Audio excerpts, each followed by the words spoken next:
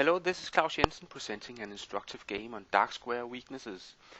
Many games are lost because one side ignores his or her weaknesses on the light or dark squares. And this game is a very good example of this. It was played very recently on chess.com, and although my opponent didn't play the game very well, I'm sure you'll understand what went wrong after having watched this video. So let's have a look at the game. Starts e4, c5, Sicilian defense, knight f3, e6, d4, c takes d4, knight takes d4, knight c6. And in this position, I almost always take on exchange on c6 because I like the position types arising from these exchanges. So knight takes c6, b takes c6, bishop d3, knight f6, knight c3, and I think I would have preferred d5 from black here, but he played bishop b4, and I played e5. And if bishop takes c3 here, giving me isolated double c pawns here, knight d5, then queen g4 and g6, leading to a position with weak dark squares in the black position, and black has no dark squared bishop left on the board. But white has. He has his dark squared bishop on c1. And this position is clearly better for white, and you should keep this position in mind, because what happened in the game was that he didn't take on c3 in first place. He played knight d5, putting more pressure on my knight on c3, queen g4, g6, and castles. And this is the very interesting position in the game. It has been played a few times before, and black has tried different approaches from here, mostly without luck. The main decision for black is whether to keep his dark squared bishop on the board or to exchange on c3, giving white isolated double pawns in the c file. And I think this question with this decision is very easy to make. He should definitely keep his dark squared bishop on the board. And why is that?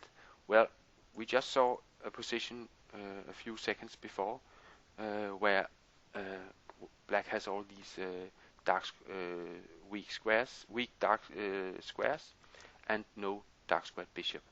So since black probably has to castle kingside at some point, and considering this pawn structure on the king side with all the weak dark squares, the dark squared bishop is a vital defender for black. So I would suggest black to play either bishop e7 or perhaps even bishop f8 followed by bishop g7 in this position, to try to control these weak dark squares on the king side. But in the game, my opponent ignored his dark squared weaknesses and played bishop takes c3. And after b takes c3 and castles, I think this position is already critical for black. He will have a very hard time defending his king. And to show you why this is so critical for black, I think it's an idea to look at the white plan in this position. And I think a good plan for white here is to place first the green moves, play c4 to chase away the knight here, because then there's no control of the f6 square. And after this knight goes, then bishop g5 and bishop f6. And then either queen to h6, could be queen f4, queen h6, or queen h4, queen h6, or push the h pawn. In either case, white will have a very strong attack, and it will be difficult for black to defend properly. So I played c4 here, starting the plan. And if, for example, knight b4 from black, then I would have executed the plan very nicely. Bishop g5, queen b6, for example, bishop f6. Then black would have to play rook e8 to make space on f8 for the queen, after queen g5 and queen c5. Then black can play queen f8, should I play queen h6 to defend the mate. And in this position, I think white should simply play bishop e4 to keep the important attacker on the board, and then plan h4, h5, and I cannot see black surviving this attack. So in the game, black didn't play knight b4. He played the best defensive move, I think. He played f5, queen g3, knight b6, and here I could have played bishop g5, and after queen c7 I could play bishop f6 as planned, but then black has the option of giving up the exchange to stop the attack completely. Rook takes f6, e takes, and then queen exchange on g3, and this would lead to no more attacking chances for me, and that was not what I was interested in. So instead I played h4, and after bishop a6 I played the obvious h5, forcing an opening of the black king position. My opponent moves his king away and protects the g6 pawn. H takes, bishop g5, queen c7.